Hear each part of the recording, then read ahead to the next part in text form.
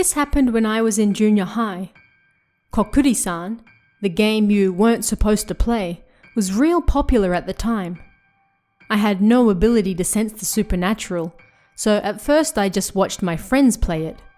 But before long, she asked me to play too, and I couldn't refuse, so we often started playing together. Whenever I played with her, the coin always moved so smoothly that it shocked me. But one day, Kokuri-san refused to return. It felt like the spirit possessed me, and then lunch ended. I forgot all about it and went home. That night, I was asleep in bed when I suddenly woke up at exactly 2 a.m. I was paralyzed. It was excruciating. But not even a minute passed before it was gone. The next day, everyone was playing Kokuri-san again, but I went straight home. That night, at exactly 4 a.m., I woke up again. I was paralyzed. But this time, while I lay there stiff, my body seemed to spin towards the right on an axis. There was a wall to my right, so just a little more, and I'd hit it. Then it stopped. Just like that. On the third night, I again woke up at exactly 4 a.m. Again, I was paralyzed. The radio above my bed suddenly started playing really loudly. Maybe I'm the only one who can hear it, I thought. I hadn't been able to sleep well for 3 days straight, so I screamed inside at whatever was disturbing my sleep to leave me alone. At that moment, the radio stopped and the paralysis broke. After that, it never happened again. I'd forgotten all about Kokuri-san, but one day, long after I'd become an adult, I learnt just how dangerous it was to play, and then I remembered. Until then, I thought the sleep paralysis was just a coincidence, but thinking back on it, maybe it had been because of Kokuri-san after all. I had a friend at school at the time who was somewhat able to sense the supernatural, and she often complained of headaches when everyone was playing. I passed her in the hall one day, and she asked if I was okay. I said it was fine, but thinking about it now, she could probably see the spirit that had possessed me. Hey guys, I'm your host Tara A. Devlin, and welcome to another episode of Kowabana, true Japanese scary stories from around the internet.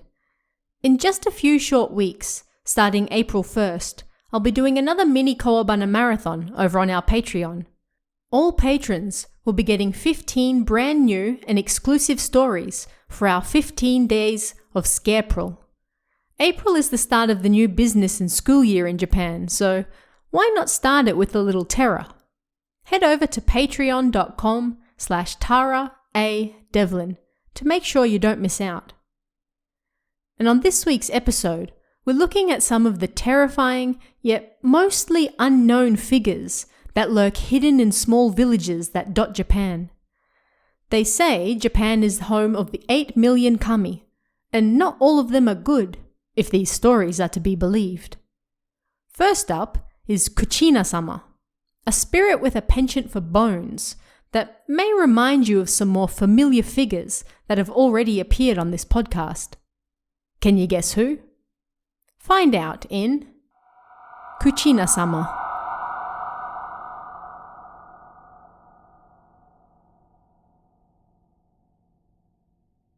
My grandfather, who lives in the countryside, doesn't have a bone in the end of his left pinky finger. When he picks something up, it just flops and it can move freely in any direction. When I was small, I used to jump around excited and innocently scream, "Yeah, Grandpa, that's amazing! Why? Why?" And he would smile and say, "Oh my, it's because my grandson is so cute." He hid it behind jokes, but when I started elementary school, he finally told me the real reason. The following is his story. There's an old shrine on top of the mountain in this village, right? Well, that shrine was built to soothe the vengeful spirit of a martyred rebel. The person was killed for suspicion of treason, and after, they built that shrine to deify them. There are faiths that spring up dedicated to the spirits of deceased people, and it's said that this originally stemmed from those who deified evil spirits. In other words, this shrine was built so that the person's spirit wouldn't become vengeful and wreak havoc overall. The name of the spirit enshrined there is... I forgot what it was, but it was a long name, something like Maro. But amongst us elderly, we call them Kuchina-sama. Kuchina-sama can change form into that of a snake or woman, and occasionally comes down into the village. And that's why in this village, snakes are feared, as they may be Kuchina-sama's spirit, and it is forbidden to kill them. Kuchina-sama is also said to look after bones, so if you visit the shrine while pregnant, or with young children, it's said they will grow up strong. More troubling, however, is that Kuchina-sama is quite a volatile spirit.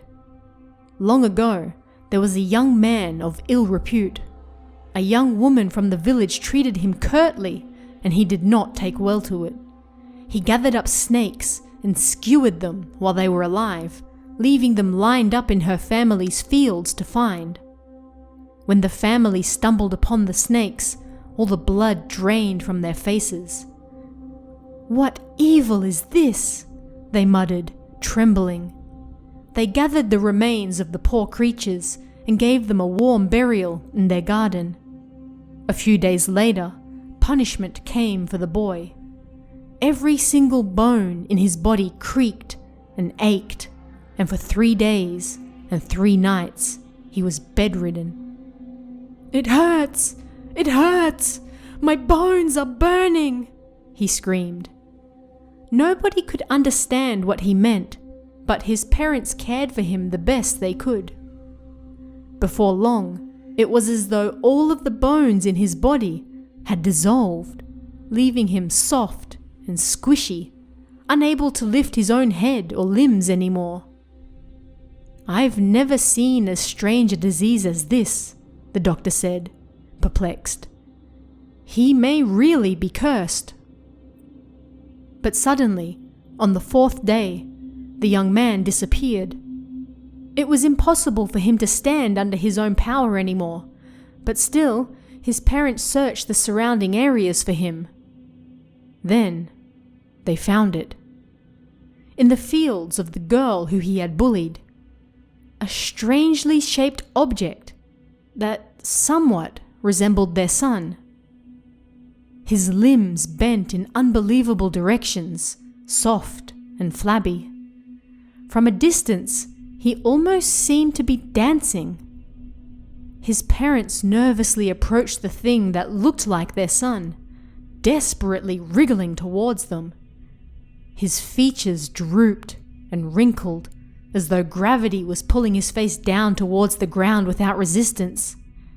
It made him look pitiful, as though he was crying. Seeing their son like that, both parents went mad. It seems similar to the infamous kune-kune, but I don't know if they're the same thing. Apparently, where my grandpa lives, they call it jange or kakashi, and it's feared as one of Kuchina-sama's curses. People are told never to look at it. And that's just how terrifying Kuchina-sama is. And well, I also happened to have a run-in with them. I must have been around your age at the time. On this particular day, I went up the mountain with my friend Kanji to collect some shedded snake skins.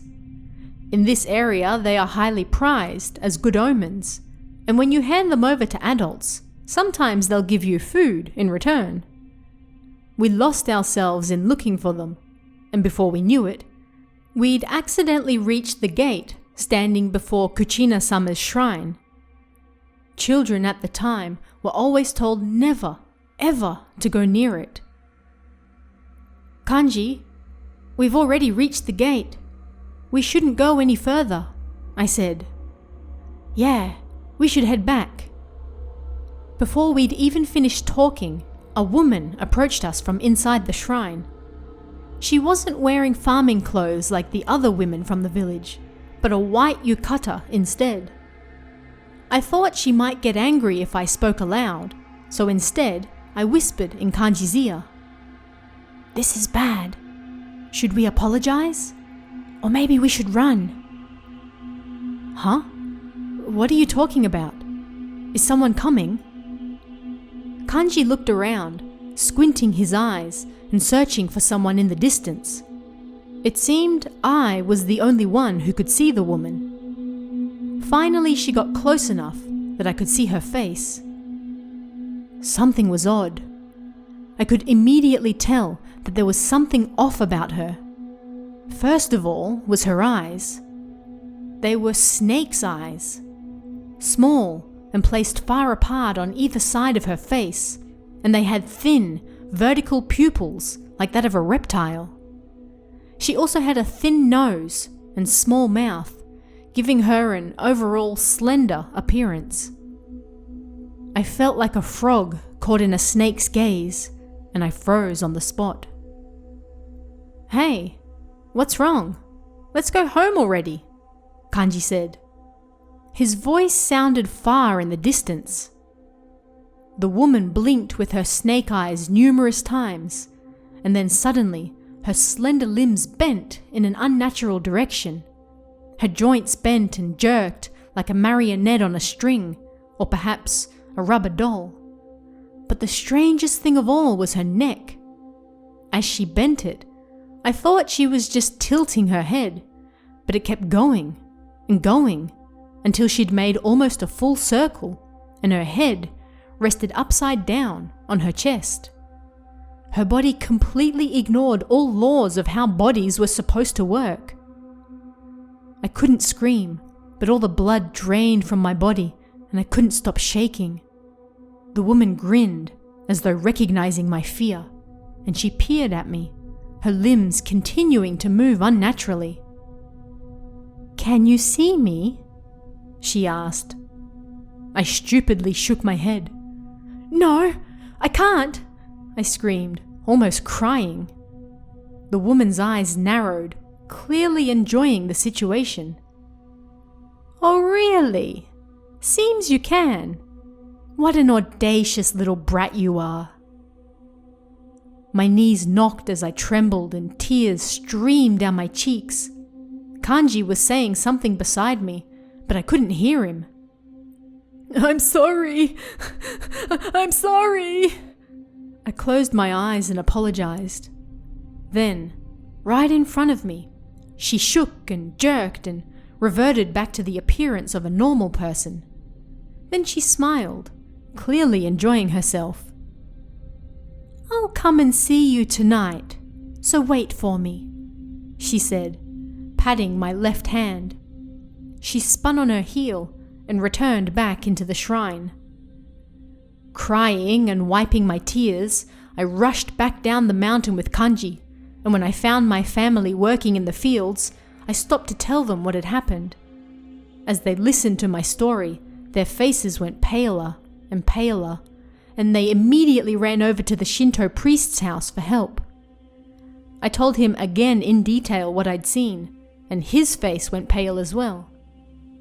"Show me your left hand," he said angrily. I lifted it for him, and he squeezed each of my fingers in turn, pulling and testing them.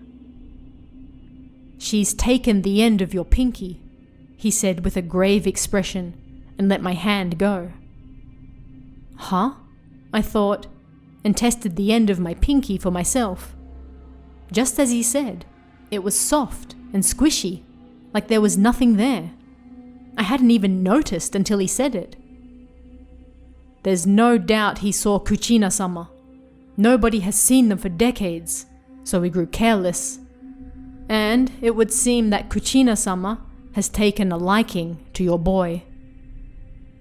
The phrase, "taken a liking to," sounded strange even to my young ears, and then my father voiced my doubts for me. "What do you mean, taken a liking to?" Do you mean he's incurred Kuchina-sama's wrath, and he's going to be turned into a Kakashi? The priest spoke quietly, but clearly. No. This time, Kuchina-sama only took one small part of him. I don't think he'll become a Kakashi.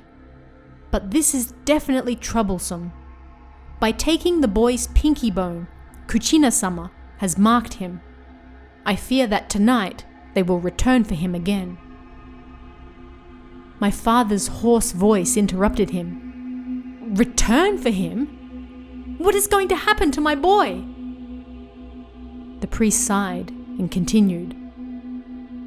In short, he will become part of Kuchina-sama. To put it more simply, he will be devoured. Those who can see Kuchina-sama possess incredible power, and they sit on the same wavelength. By taking that power, Kuchina-sama will become even more powerful. I imagine that woman with the snake eyes eating me head first, gulping and crunching me down. That alone was so frightening that I broke out into tears again. But don't be disheartened just yet.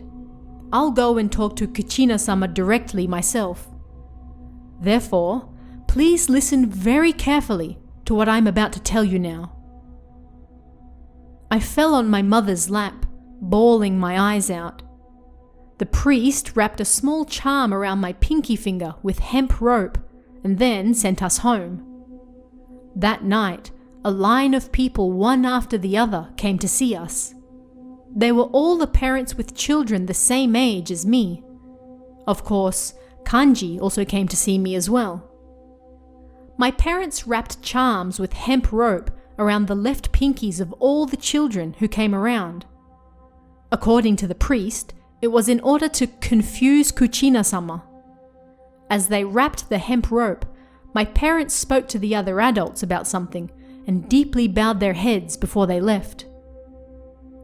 What were you talking about? I asked them later. We asked them to help us so that Kuchina-sama wouldn't find you so quickly, my mother said. Tonight, Kuchina-sama will visit everyone's houses, but apparently most people can't see them anyway, so... Everyone's going to be eaten? I asked, breaking out into tears again. No, those children with their pinky bone are fine. But apparently, by wrapping the charm with this hemp rope, Kuchina-sama won't be able to tell whether there's a bone there or not. That's why you mustn't take that off until tomorrow morning. If Kuchina-sama finds out that we're deliberately trying to hide you, well, we'll all be in trouble. I was thankful that she didn't try to hide anything from me, but at the same time, it made me even more worried. What if someone takes the string off? Will they become a Kakashi? And what if mine accidentally comes off? Then night fell. Nobody knew where, when, or even what Kuchina-sama would look like when they appeared. I jumped at even the slightest noises and could barely eat dinner. After that, I went to take a bath with my dad. The moment I opened the bathroom door, my heart froze. There was a woman in the bathtub. She had her back to us and was soaking in the water. Her long hair spread out like seaweed, and she was still wearing the same white yukata I saw at lunchtime. No doubt about it. It was Kuchina-sama.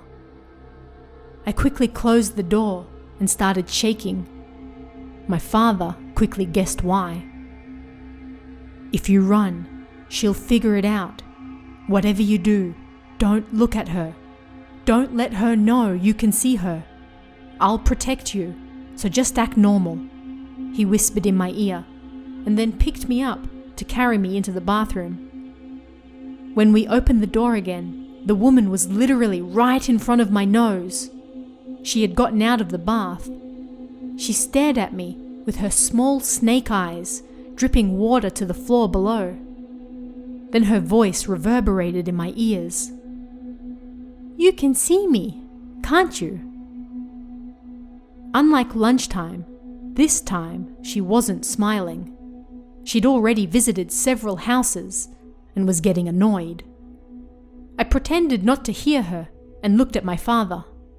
He wasn't much of a smiling man, but he forced one for me.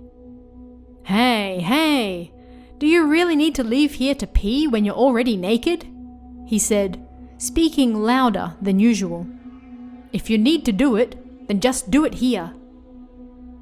I forced a smile just like him, even though I really wanted to cry, and nodded towards him, trembling.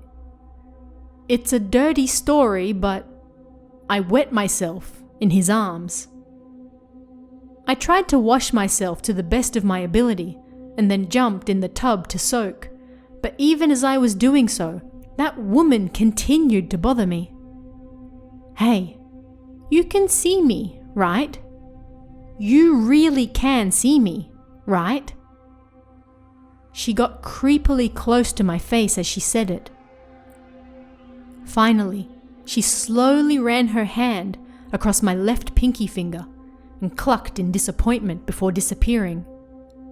I was a mess of sweat, snot, and tears, but thankfully we were already in the bathroom, so I washed it all away. I continued to tremble even though she was gone, and my parents took turns throughout the rest of the night holding me. The next morning, everyone who had helped us gathered at the mountain and we went to visit the shrine.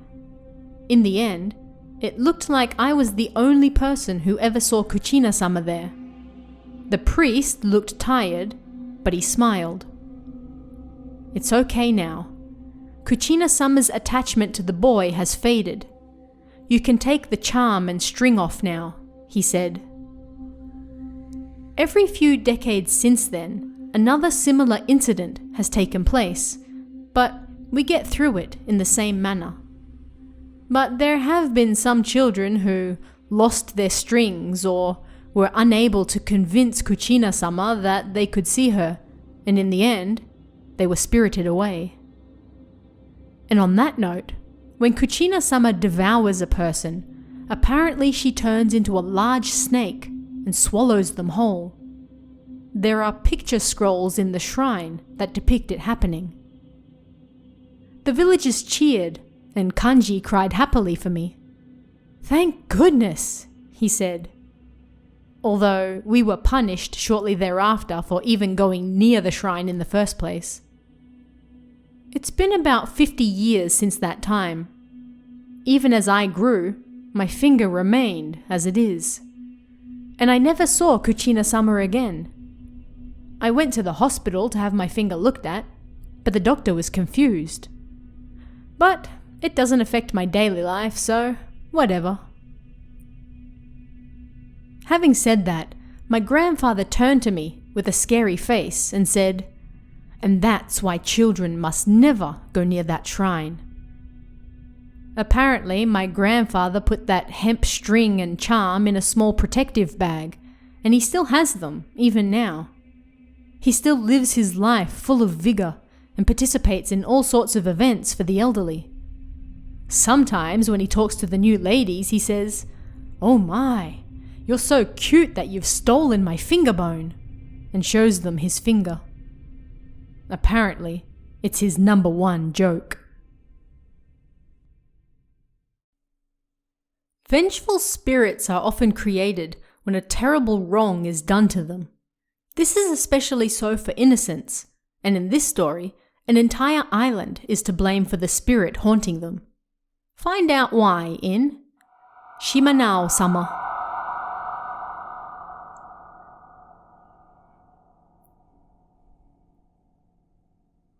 This happened about 8 years ago, I guess, during the summer vacation when I was a high school student. "We're going to see your grandparents," my father said. They lived far away, and it was the first time for us to see them in about 6 years. The summer vacation was coming to an end, and I'd just about used up all of my money, so I figured it would be a good way to kill some time. Plus, my grandparents were pretty old, so I thought that it might be the last time I ever got to see them. So, I intended to carry out my filial duties. They lived on a small island, the most middle-of-nowhere place. There were no buildings, and it was like it was completely isolated from civilization. There were small shrines all around the place, but what was strange about them was what they deified. Normally, you'd see stuff like Oinari-san or Komainu statues, right? But on this island, they worshipped a child with one eye. You often hear about things like Hitotsume Kozo or the Cyclops, right? It was kinda like that. Anyway, I guess it was the island's traditional god, so I didn't worry about it too much. After an hour-long drive from the harbour, we reached my grandparents' house. I thought the place would be falling apart, but it wasn't that different to our own house, and inside was unexpectedly nice. "Well, haven't you gotten big?" My grandfather greeted me happily. When I entered the living room, I was hit with déjà vu. There was a hanging scroll on the wall, and it had a picture of that same one-eyed child I'd seen on the way in. I asked my grandfather what exactly it was. "This is an unlucky symbol," he said. "Unlucky? Then why do you have it on your wall?" I asked. "He's called Shimanao-sama. Us foolish islanders gave birth to him." My father's expression turned dark, so I stopped asking questions. There was nothing to do in the house, so I went outside. There was a small hill just out the back, so I climbed it. The view from the top was amazing, like I could have stood there all day and never gotten sick of it. Feeling a bit sleepy, I lay down and soon passed out. When I woke up, the sun had already set. My parents were probably worried about me, so I got up and started to make my way back to the house. Suddenly something screamed to the right of me, like a monkey, or a woman, or a child. Some strange shrieking noise. I jumped, but I figured it was probably just some local kids, and calmed down. As I descended, I heard it again coming from behind. It was a child's voice. I didn't know what they said. When I turned around, a 2 or 3-year-old child stood there. I couldn't see their face clearly in the darkness, but they seemed to be wearing a brown short coat, like those worn at festivals. "Open! Open!" I had no idea what they were saying, and their voice sounded odd too, like kinda nasally. The kid reached out for me, like they were going to give me something, so I put my hand out without thinking. The kid dropped something in my hand, and then poof, disappeared. I stood there in shock, and when I came back to my senses, rushed home. The lights were on in the entrance, so I finally saw what the child handed me. It was a necklace. Something smooth and round hung from a dirty string. It was dirty, so I threw it in the trash. I thought about telling my father and grandfather about what had just happened, but decided against it. As the night wore on, I got into bed, but perhaps because I'd already taken a nap during the day, I couldn't sleep. Normally, that didn't matter, and I could sleep anytime, anywhere. But not this time. "Why?" I heard a voice outside the bedroom window. It was that child from earlier. I jumped. "Why? Why? Throw away!" It was definitely that gravelly, nasally voice. I got scared and dove under the covers. Yet the voice seemed to get closer and closer. Ah, crap. Someone suddenly grabbed my ankle. "Ah!" I screamed. Moonlight shone on his face. I had déjà vu again. It was the same face, that was on my grandfather's scroll, Shimanao-sama. He had a cleft lip, no nose, and a single large eye on his face. A tuft of hair sat atop his head. I thought I was going to die right then and there. I was so scared. But then he gripped my hand like he did earlier that day, and again disappeared. My parents and grandparents who were sleeping in the next room quickly came running in. "What's wrong?" my grandfather asked. "I just saw Shimanao-sama," was all I could get out. My grandparents both looked shocked. "Really? You saw Shimanao-sama? Did he curse you?" My grandfather looked pissed, but my parents mostly looked worried. I couldn't say a word. I went to look for the necklace in the trash, but it wasn't there. I woke up feeling depressed. I leaned against the porch outside, and my grandfather came and sat down next to me. About 70 years ago, there was a brother and sister. "What is he talking about?" I wanted to ask, but I stayed quiet and listened. This brother and sister were very close, but their love was twisted. One day, the girl got pregnant with her brother's child. According to the religion of this island, it was forbidden for people of the same blood to associate in such a way. It was an extremely strict rule that resulted in the death penalty, and so the brother and sister were to be executed. Yet they refused their sentence and fled. The islanders forbid any boats to leave in case the siblings were on one, and searched frantically for them. Then they found them in an old shed deep in the mountains. The sister was holding a baby. She had given birth. The man who found her grabbed the baby and went to kill it, but instead he let out a scream and dropped it. The child only had one eye. The siblings and the child were taken to the island's magistrate's office.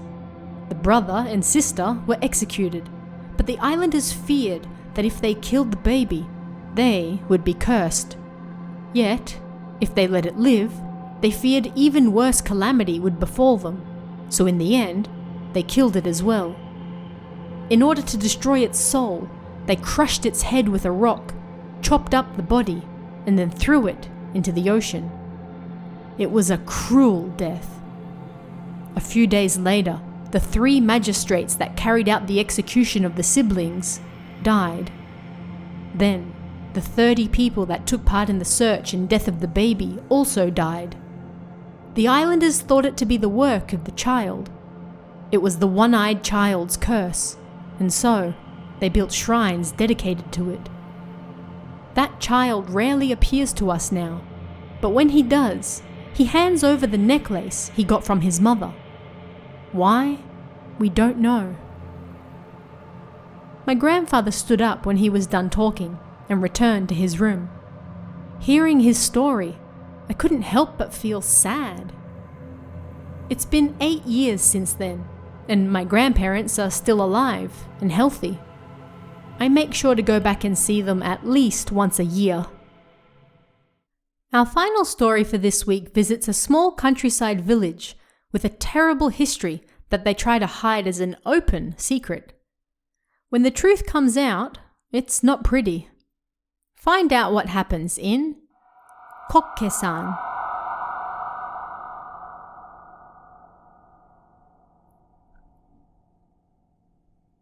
The story of Kokeshi dolls is terrifying, right?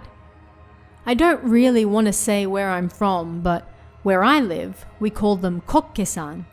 And if the adults ever heard you say anything that sounded like Kokeshi, they got angry. When I was in junior high school, a friend of mine got his hands on a dirty magazine and saw the words electric Kokeshi for the first time. He ran around yelling, "Kokeshi! Kokeshi!" And when our guidance officer found him, he ripped into him. It wasn't until I started university that I discovered that such a job didn't exist in other places.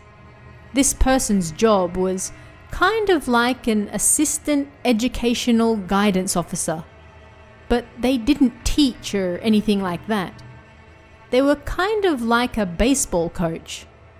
They came to school every day, but spent most of it drinking tea in the janitor's room and leaving to go home early. And at school events, this officer was usually in charge of leading dances and stuff like that as well. At our sports festival, we always took part in a maypole dance, which was apparently the guidance officer's work. He would get super pissed off if anyone messed up the lines or let the ribbon slack. For him, it was far more important than the gymnastics event. He was so much worse than the normal teachers. When I started high school and joined the youth association, I heard the gist of the Kokke-san story. It was some type of tradition about an earth spirit they called Kokke-san, and we had to properly follow all the events and such, and something like that. Our town didn't have temples, shrines, or religious institutions, so of course, as kids got older, they started to talk about all sorts of strange rumours. One was that his principal object of worship was a well behind the junior high school grounds, and each year they sacrificed someone to it. Another was that once you graduated high school and planned on leaving, you had to make an offering of your hair at the well. They were just rumours, but when I was a kid, there were plenty of people who still grew their hair long, just in case. Although, they might have just been delinquents. It's not like I can go back in time, so I don't know. A girl from my town lives in the same apartment building as me now, and apparently her uncle works as one of those guidance officers. After seeing people talking about kokeshi dolls, I thought she might know something, so I asked her about it. We used 2 characters to write kokke, one for harden and one for trash. During the Meiji era, our village was cut off thanks to landslides and suffered from a terrible famine. There was no communication with the outside world, and they were left to fend for themselves for the winter. On December 28, which might have been the old calendar, I don't know, a mentally disabled 7-year-old boy went into one of the village's grain stores, they wouldn't tell me which one, and used up the water stores and ate everything. This boy was supposedly the product of the man in charge of water and his own younger sister. I don't know whether that was true or not, but apparently they had relations at the watermill.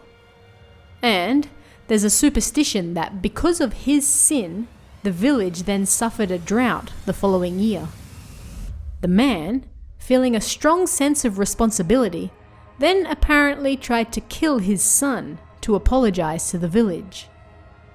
Apparently he had started receiving anonymous letters telling him to kill your child, not long after everything happened. Many families were disadvantaged because of what happened, and he was also in charge of the grain stocks. Plus, it was the law, so there wasn't much he could do about it.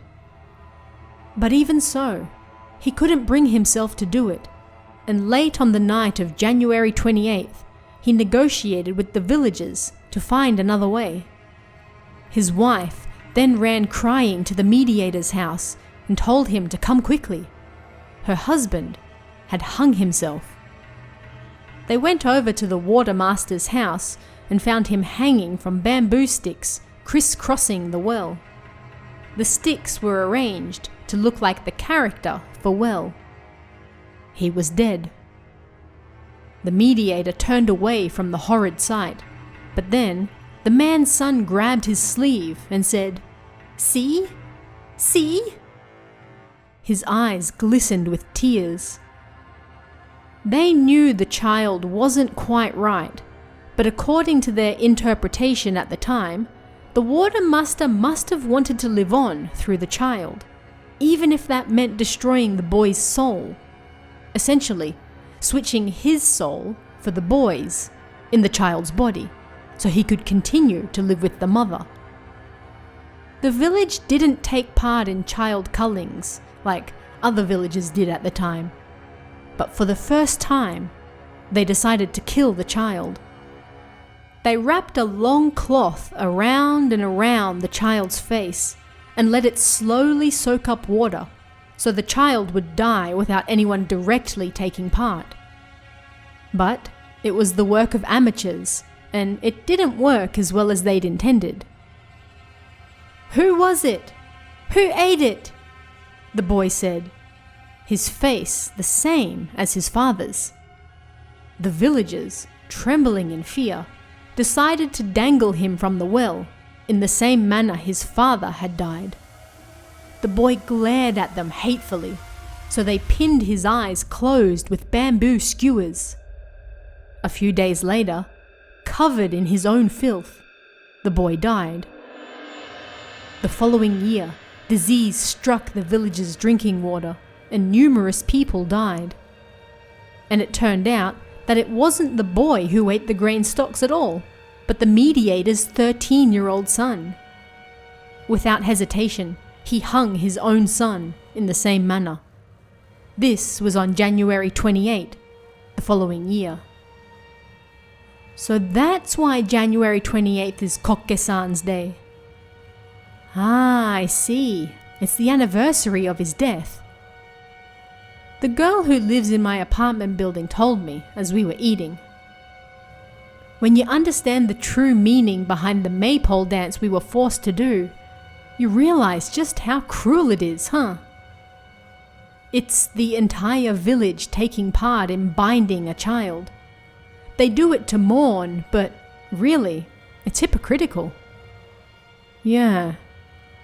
And there's one more thing, something I realized myself. She grabbed a pen and on the back of a leaflet drew the character for trash. Ah, it says 28. I noticed that too. The top of the character looked like 2 characters for 10, while beneath it, it looked like 8. Huh? She looked surprised. Well, I mean, you have 20, and then you have 8. Isn't that the anniversary of his death? I see. What? Did I get it wrong? No, that's also true. Probably. What? Tell me. No, don't worry about it. I pressed her until she finally gave in and started writing again. Look, if you line the 2 characters up vertically, it looks like a child with pierced eyes hanging from a bamboo frame. If you haven't picked it up yet, don't forget to grab Kaihan, Bizarre Crimes That Shook Japan, available on Amazon right now. You can also get more than 70 bonus episodes of Kowabana right now on our Patreon and help support the show. You can find those at patreon.com/Tara A. Devlin. Thanks guys, and I'll see you again next time for even more Kowabana, true Japanese scary stories from around the internet. Want even more scary stories? Head over to kowabana.net for new translations every week. You can also join our Patreon for exclusive stories you won't find anywhere else. Head over to kowabana.net now.